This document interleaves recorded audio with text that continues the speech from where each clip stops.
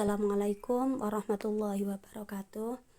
Izinkan saya Sri Pawit dari kelas A32 dengan nomor induk mahasiswa 228113150. Video ini saya buat untuk memenuhi tugas UAS mata kuliah fikih.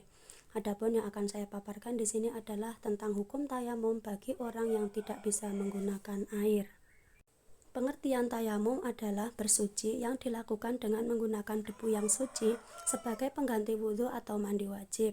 Tayamum disyariatkan dalam keadaan tertentu sebagai bentuk kemudahan atau rukhsah yang diberikan oleh Allah SWT kepada hambanya. Dasar hukum tayamum itu sendiri yang pertama terdapat dalam firman Allah surat An-Nisa ayat 43 yang artinya, dan jika kamu sakit atau dalam perjalanan lalu kamu tidak memperoleh air, maka bertayamumlah dengan debu yang baik atau suci. Usaplah mukamu dan tanganmu, sesungguhnya Allah Maha Pemaaf lagi Maha Pengampun. Yang kedua, Rasulullah SAW bersabda, dijadikan untukmu bumi ini sebagai masjid dan alat bersuci, maka siapa saja dari umatku yang mendapati waktu sholat, hendaklah ia sholat. Hadis riwayat Bukhari dan Muslim.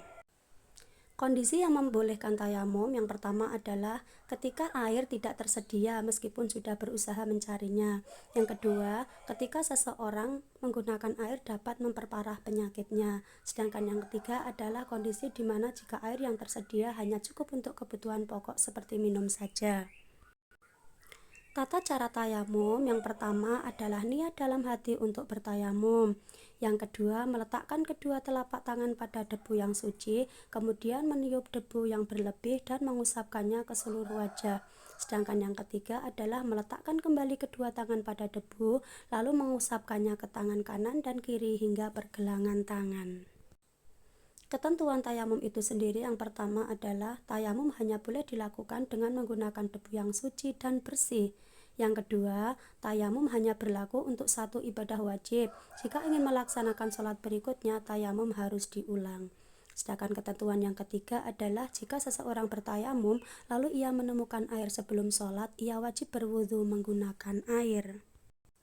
Keutamaan tayamum itu sendiri ada dua. Yang pertama yaitu kemudahan dalam ibadah. Artinya tayamum menunjukkan fleksibilitas syariat Islam dalam menghadapi keterbatasan. Sedangkan keutamaan yang kedua adalah menjaga konsisten ibadah. Artinya dengan tayamum seorang muslim tetap dapat melaksanakan ibadah meskipun dalam kondisi yang sulit. Contoh kasusnya yaitu ketika seorang pasien di rumah sakit yang tidak dapat terkena air karena luka operasi, maka dia bisa melakukan tayamum. Sedangkan kasus yang kedua adalah dalam perjalanan jauh di padang pasir tanpa adanya akses air. Kesimpulannya, tayamum adalah bentuk kasih sayang Allah Subhanahu wa Ta'ala kepada hambanya yang memberikan kemudahan bagi orang yang tidak dapat menggunakan air. Terima kasih, semoga pemaparan saya bermanfaat. Mohon maaf apabila ada kekurangan dan saya akhiri billahi taufiq wal hidayah. Wassalamualaikum warahmatullahi wabarakatuh.